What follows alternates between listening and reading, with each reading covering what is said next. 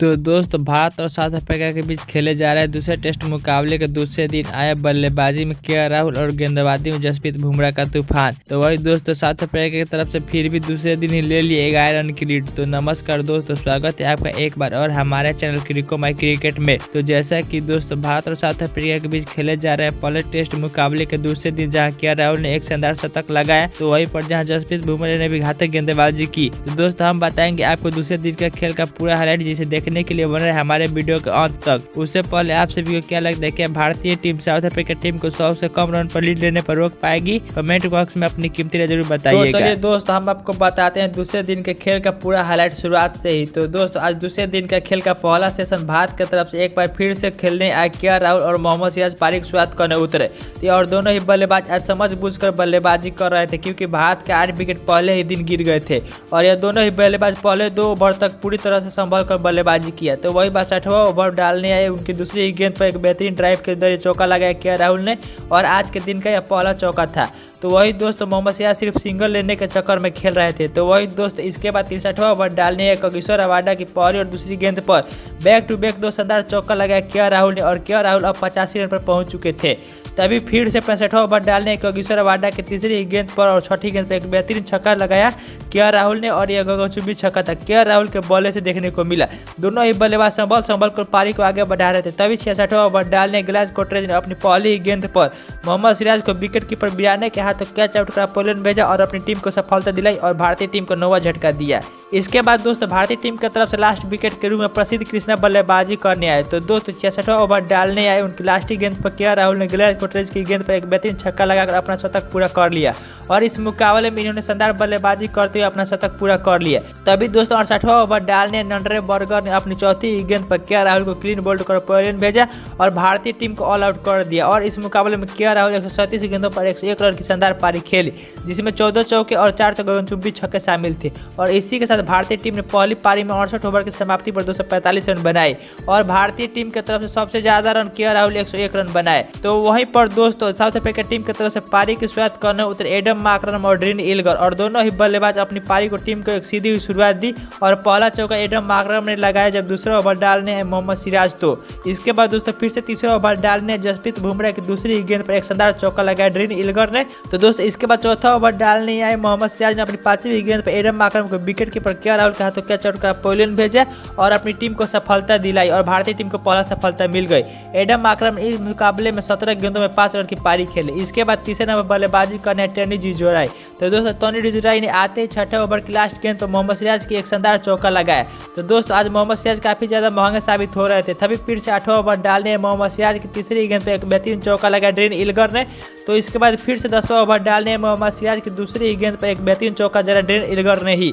और टोनी जिजोराई और आज दोनों ही बल्लेबाज बेहतरीन लय में नजर आ रहे थे। तभी 13वां ओवर डालने प्रसिद्ध कृष्णा की पहली गेंद पर एक बेहतरीन चौबा ड्राइव लगाया टोनी जिजोराई ने और ड्रीन इल्गर आज भी अच्छी लय में नजर आ रहे थे और दोनों ही बल्लेबाज अब तेजी से रन बना रहे थे। तभी 15वां ओवर डालने फिर से प्रसिद्ध कृष्णा की पहली और चौथी गेंद पर बेहतरीन 2 चौका लगाया ड्रीन इल्गर ने और इसी के साथ दोस्तों दूसरे दिन का खेल पहले सेशन की समाप्ति तक साउथ अफ्रीका की टीम 49 रन बना ली थी 1 विकेट के नुकसान पर और अभी भी ड्रीन इल्गर 29 और टोनी जिजोराई 12 रन बनाकर खेल रहे थे। लेकिन दोस्तों लॉन्च के बाद 5वें ओवर की फेंकने आई भारतीय टीम को पहली सफलता मिल गई और यह सफलता जसप्रीत बुमराह ने दिलाई और जसप्रीत बुमराह ने टोनी जिजोराई को यशस्वी जायसवाल के हाथों कैच आउट कर पोलैंड भेजा और अपनी टीम को दूसरी सफलता दिलाई। और इस मुकाबले में पूरी तरह से सेट हो चुके टोनी जिजोराई को 62 गेंदों में 60 रन की पारी खेली। इसके बाद नए बल्लेबाज के रूप में केगिन पीटरसन बल्लेबाजी करने, लेकिन यह भी कुछ खास कमाल नहीं कर पाए और फिर से तीसरा ओवर डालने जसप्रीत बुमराह ने केगिन पीटरसन को क्लीन बोल्ड कर पोलैंड भेजा और अपनी टीम को तीसरी सफलता दिलाई। केगिन पीटरसन इस मुकाबले में 7 गेंदों में 2 रन की पारी खेली। तो वही इसके बाद 5वें नंबर क्रीज पर उतरे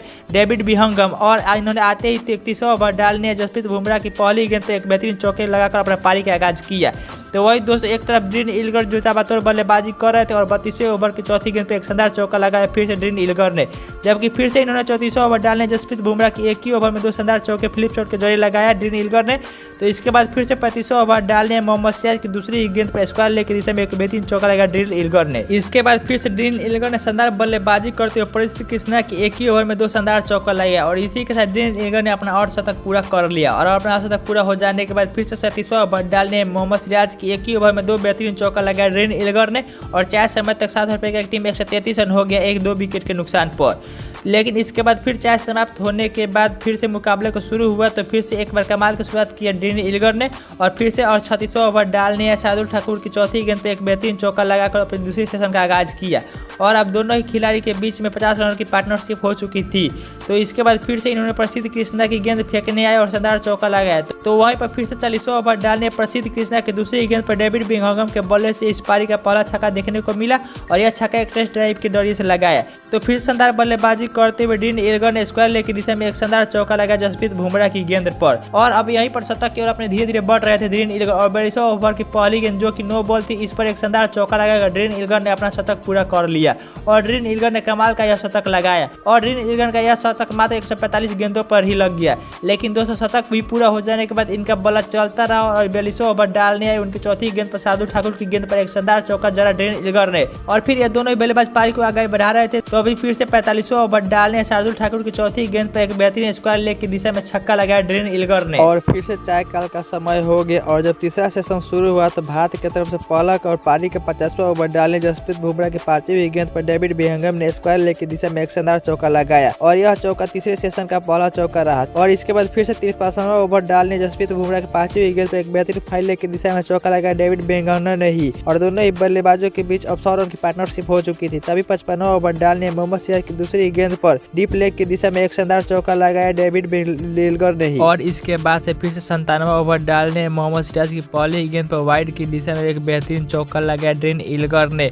तो इसके बाद फिर से 98वां ओवर डालने आई बिंघम ने अपने अर्धशतक पूरा कर लिया चौका लगाकर। इसके बाद फिर अपना टेस्ट डेब्यू करते उन्होंने अपना पहला चौका लगा दिया और यह आज उन्होंने अच्छी लय में भी नजर आ रहे थे। तभी 59वां ओवर डालने मोहम्मद सिराज की चौथी गेंद पर डेविड बिंघम ने एक शानदार चौका लगाया स्क्वायर लेग की दिशा में। तभी 61वां ओवर डालने मोहम्मद सिराज ने अपनी पहली गेंद पर डेविड बिंघम को क्लीन बोल्ड कर पेलन भेजा और अपनी टीम को चौथी सफलता दिलाई। 58 रन की पारी खेल ली। इसके बाद नए बल्लेबाज के रूप में बिराने बल्लेबाजी करने और आते ही इन्होंने एक शानदार चौका लगाया मोहम्मद सिराज की इसी ओवर में।